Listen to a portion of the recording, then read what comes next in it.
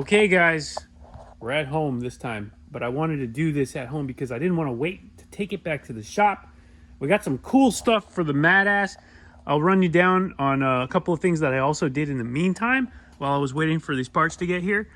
And first thing I did was I lowered the back because this thing sat like at this angle like this, and the seat was like a slope, and you can literally just the whole time you're riding on this thing, you're just on the balls of your feet and you're sliding forward the whole time. So we took the old shock off, and I'll show that to you. There's the El Camino, by the way, sitting pretty. So we took the old shock off. Here's the old shock absorber. It's a pretty beefy looking shock, but it is junk at this age. It's already, 10 years old, 12 years old actually.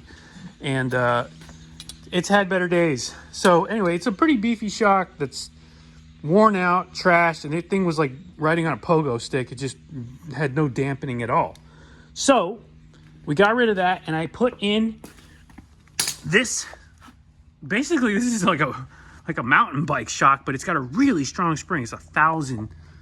You can see it's 1,000-pound spring. I don't know if you can read that or not, but I extended it a little bit with one of these little extenders. And this one has adjustable rebound and everything. It's really nice, actually. And now it sits about 3 or 4 inches lower. And the seating position is great. And the seat, that's the other thing.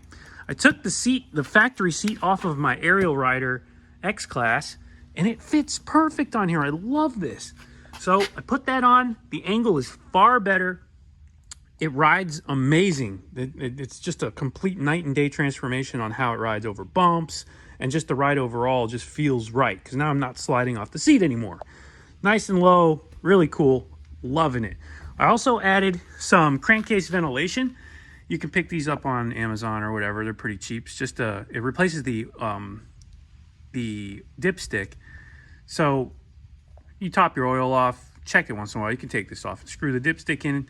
But anyway, this is venting. So and I also added a vent on this front tappet cover or valve cover there where you adjust the valves. That's venting. And then the factory vent as well is running up the frame to a little air filter up here that I mounted up high. So between those three things, we've gotten rid of all the crankcase ventilation. And I also fixed up the clutch. This thing, I added a spring in here so that the tension's there. Took the cover off, sealed up a bunch of stuff. Anyway, now today what we're going to be doing is a couple of things. One, I'm going to be changing the chain. This is it was not big, but it's a 428 O-ring chain. And, I don't ride that heavily on the road or anything. So I'm going to put a non-O-ring chain. Got a nice gold non-O-ring chain here we're going to put on there. See if we can pick up a little bit of extra speed.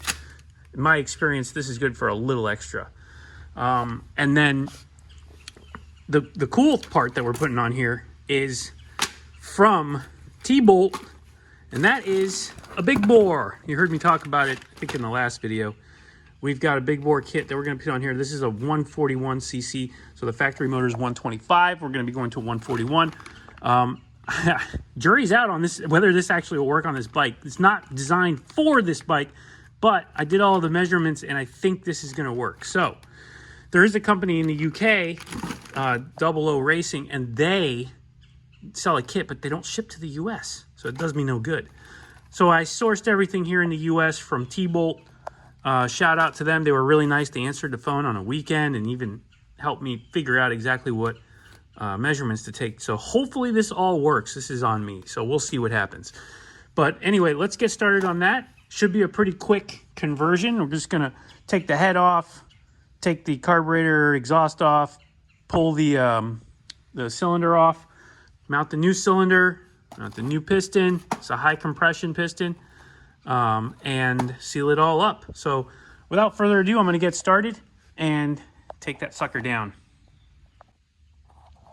Okay, we got the head off here, carburetor off, like I said, exhaust off. Now we're down to the cylinder. Here's our timing chain. This is the scariest part of the whole thing, but it's not really that bad. You'll see. There's your stock piston. You can see.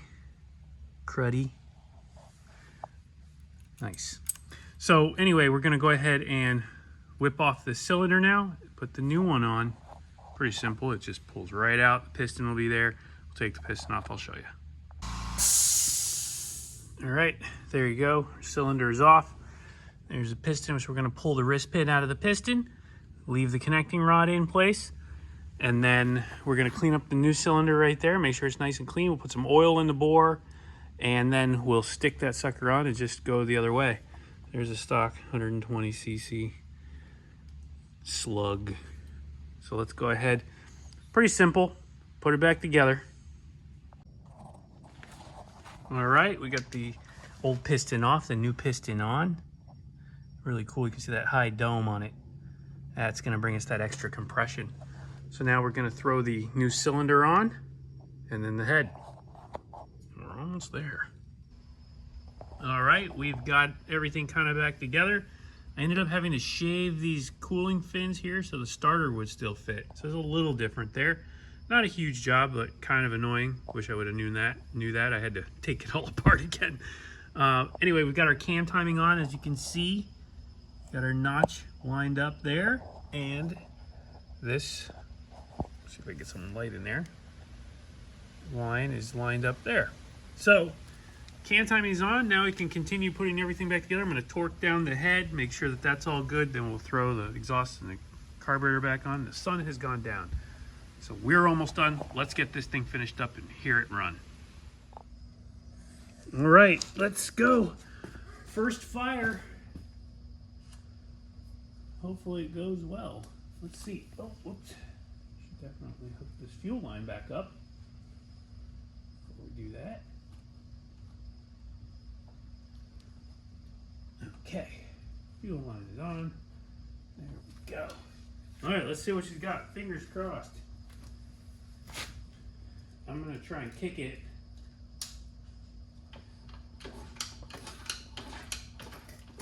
Oh God, it's got some compression.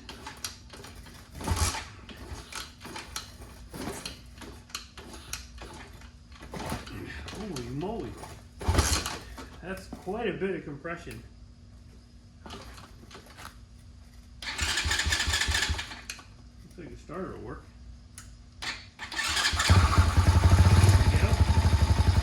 Start it right up.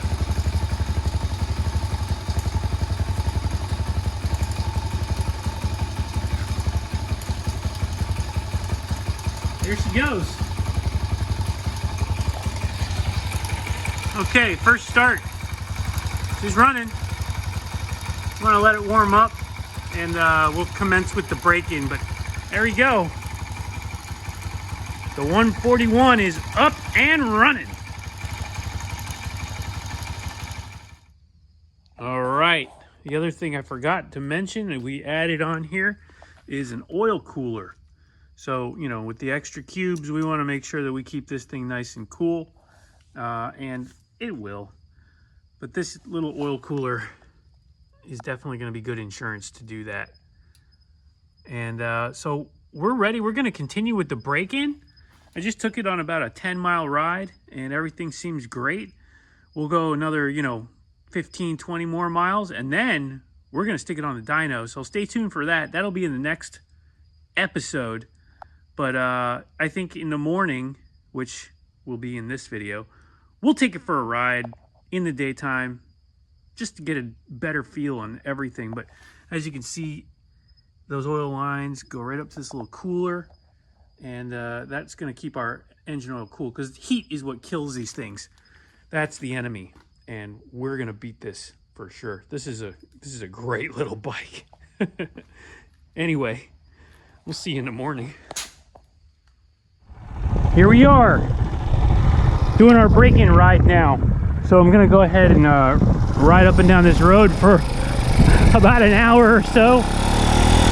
It's a nice straight road. It's about 5-6 miles long, maybe a little longer. So we'll just go back and forth. Basically light load. We're not gonna be like going crazy here. And varying RPM, that's key, as well as deceleration. We want to make sure we're like accelerating and decelerating. We'll give this motor a nice chance to mate with the cylinder and the piston. So anyway, I'll keep doing this, and after the break-in, we'll go to the dyno.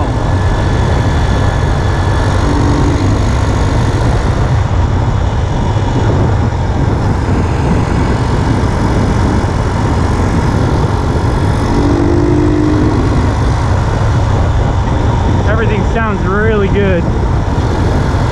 Nice and smooth. Got the oil cooler on.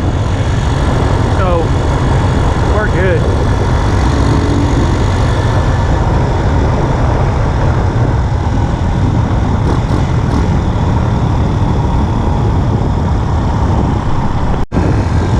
We're almost at about 25 miles, and it's feeling pretty good. Just barely light throttle.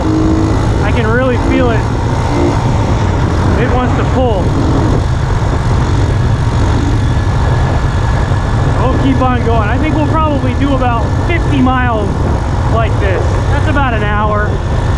Then we'll give it a break and a little more riding.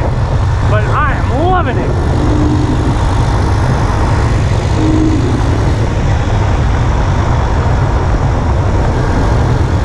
Okay, so everything's looking good. We're at about 35 miles now.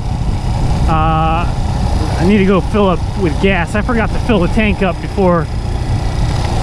So we'll go fill the tank up and we'll finish off this 50 miles, and then we'll let her rest, ride a little more, and in the next video you'll see the dyno.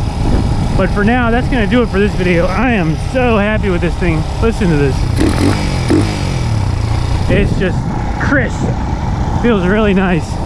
I'd love to get like a lighter weight rotor for it, for the stator, flywheel, whatever you want to call it.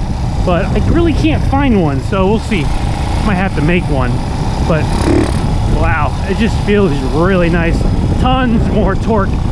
I can't wait to see. I bet it's probably an extra 4 or 5 foot-pounds of torque, maybe even more, and probably about that in horsepower as well. So we'll see. Hopefully we can crack that 13, 14 horsepower range. That'd be really good for this little bike. Anyway, I hope you guys are enjoying it, because I sure am.